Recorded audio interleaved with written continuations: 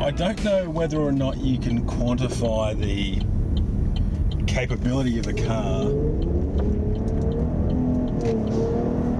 on its ability to scare the shit out of the driver. I'm not sure if that's a design feature exactly, but it was certainly a character of Australian-built cars that, you know, you needed to have a little bit of forethought about how you were going to go around a corner and how much effort you were going to put into it, because if you got it wrong, you could get it very wrong. Our new cars, on the other hand, are all focused on making sure that you can't get it wrong. In fact, they remove the opportunity for you to get it wrong, which from a driver's perspective is a disadvantage.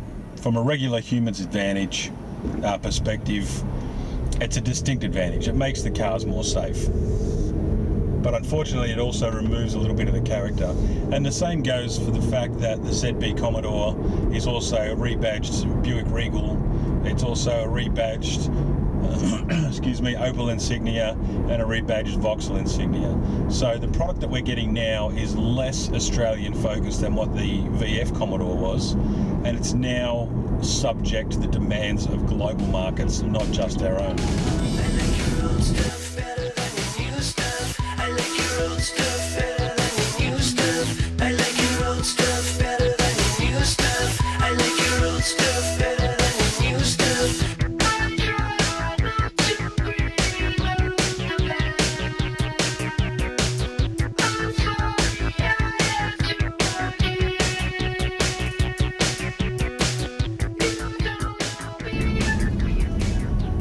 So now we don't have a car that's developed specifically for Australia.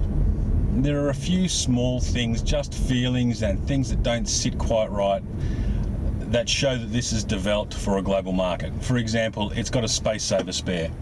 Now the space saver spare, you can do a maximum of 80 kilometers per hour for 80 kilometers, and I drive further than that when I drive to work. So can you really go touring in this? Not exactly. Aside from that though, its performance on country roads, its handling on those big country sweepers that I enjoy so much, is quite acceptable, in fact quite good. And I would struggle to find something else that sits in this price bracket and this size that does a better job of being a Commodore than the Commodore. But I guess the problem is, have people already moved on from that? Now, styling wise, it looks like a Mazda 6, but it is bigger than a Mazda 6. There's much more interior space here. The A-pillar is much further from my head than what it is in a Mazda. It looks a lot lower and sleeker, less brawny than the VF Commodore, but still a pretty reasonable design. You've got to get past the long sticking out tail end of the tourist style, which I still think is better than the liftback, but it does look a bit odd from the first sight.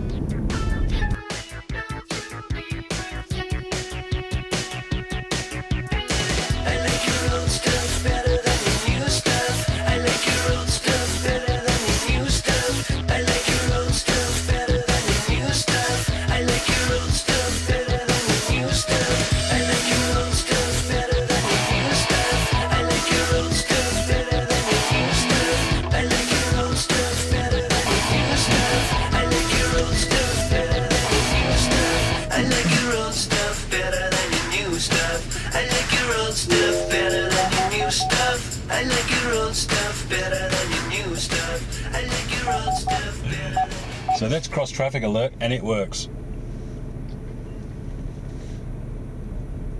Now that is one of the key features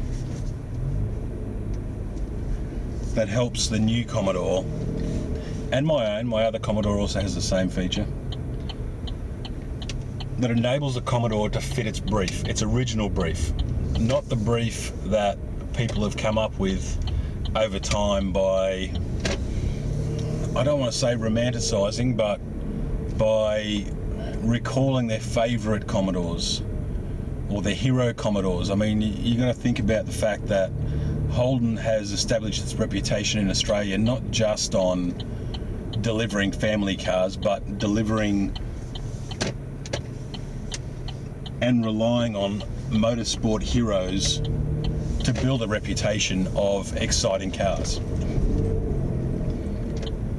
And that's the difference with the Australian market, is that our family cars were our exciting cars. Our family cars were our sporting heroes. But again, the reality of the Commodore and the brief that the large Australian Holden was built on, right from when they were kicking out 48 215s as Australia's first car,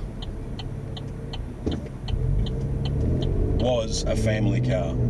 And this new Commodore fits that brief very well. It has all the features you would expect a family car to have.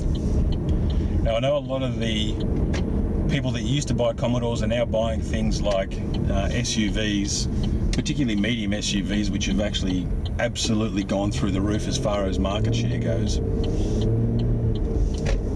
This has all the features you would normally get in a medium-sized SUV, but it has more luggage space, more second row space, and probably more front room space than you get out of most of those SUVs. Even the larger SUVs, which have gone to like a 7-seater type configuration, they don't have as much room in the front as what the ZB Commodore does. So if I got to the point last year before I bought the VF Commodore and I had to put this side by side with the Commodore, which one would I buy? Both around about the same price. They both got essentially the same features. The only difference is this one has a smart tailgate, which is pretty handy, to be honest, because it works when you've got your hands full. You can kick under the boot and the tailgate will open. When you've got your hands full and you're pulling something out of the boot, you can kick under the tailgate and it will close for you after doing its little 3 flashes and all the safety stuff. Aside from that, it's pretty much exactly the same as the Commodore that I've got, aside from that aforementioned little bit of tail happy fun that you can get out of the V6. But I gave it to my wife for a day and she used it exactly how she would use our Commodore normally, and she actually really liked it. In fact, when I gave it to her, she was already texting me before lunch saying how much I wanted these.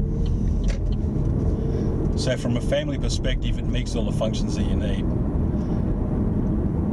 And my wife liked the steering in this better than what she does in our car, because the Commodores have always had a bit of heft to the steering, which I quite like.